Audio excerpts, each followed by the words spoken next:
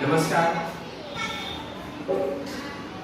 आज हम जियो बोर्ड के माध्यम से क्षेत्रफल व परिमाप की गणना करना सीखेंगे।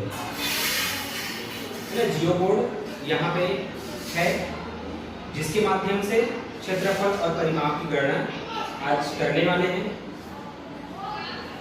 तो चलिए सबसे पहले आप लोग यहाँ पे अलग अलग इकाई का वर्ग बनाएंगे। ठीक है, चलिए रबर बैंड की सहायता से बनाएंगे।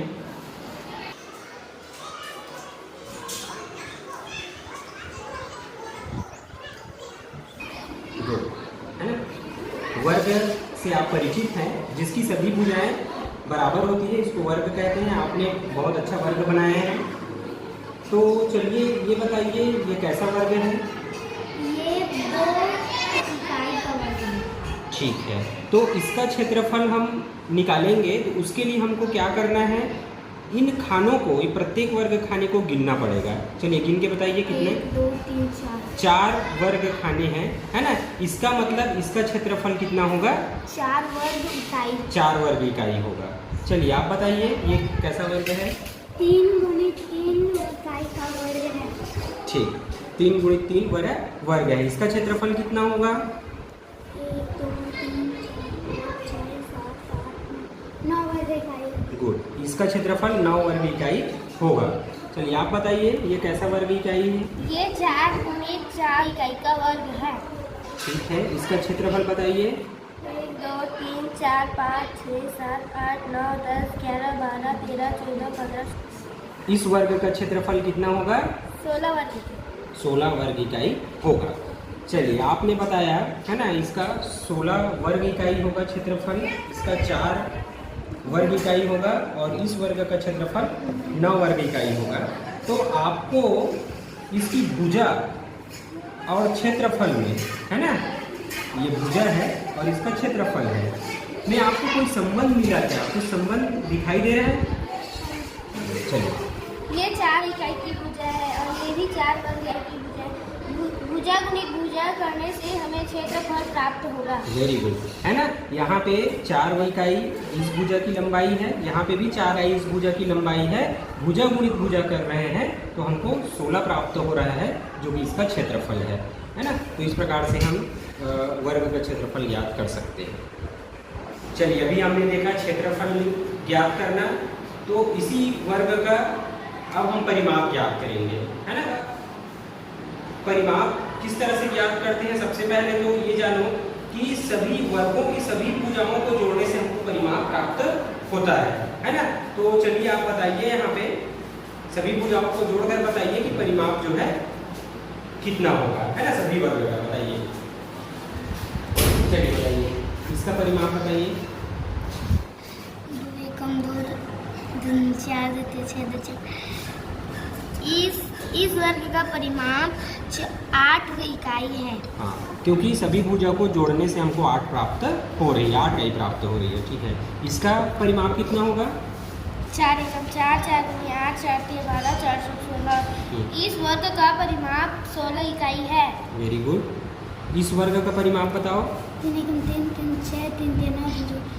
इस वर्ग का परिमाप 12 इकाई। गुड, इस वर्ग का परिमाप जो है 12 इकाई है।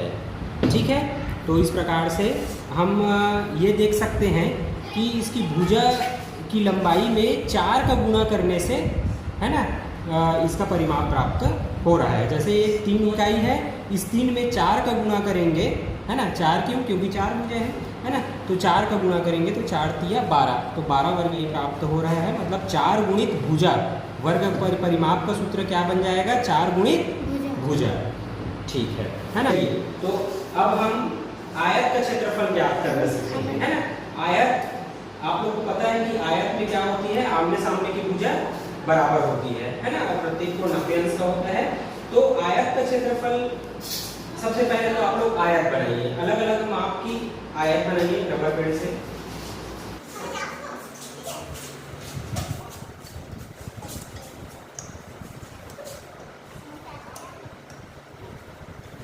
ठीक, आपने बढ़िया आयत बनाया हुआ है ना। तो चलिए बताइए ये कैसा आयत है। ये 2 गुनी 3 वर्गाई वाला आयत है। ठीक है, क्योंकि यहाँ पे 2 वर्गाई की इसकी चौड़ाई है ना, और 3 वर्ग इसकी लंबाई है, तो अपन 2 गुनी 3 वर्गाई वाला आयत बोल सकते हैं। ठीक है, तो इसका क्षेत्रफल कैसे ज्ञात करेंगे, इसको गिनकर, इनके अंदर जितने वर्ग के खाने हैं उसको गिनकर हम इसका क्षेत्रफल निकाल सकते हैं। चलिए गिनिए कितने हैं। 1 2 3 4 5 6। ठीक, 6 खाने हैं, इसलिए इस आयत का क्षेत्रफल होगा 6 वर्ग इकाई। ठीक है, चलिए आप बताइए ये कैसा आयत है। ये 2 गुनी 4 वर्ग इकाई वाला आयत है। ठीक है, इसका क्षेत्रफल बताइए। 1 2 3 4 इस आयत का क्षेत्रफल 8 वर्ग इकाई है। ठीक, इस आयत का क्षेत्रफल 8 वर्ग इकाई है, क्योंकि इसके अंदर 8 खाने हैं। इस आयत का ये कैसा आयत है।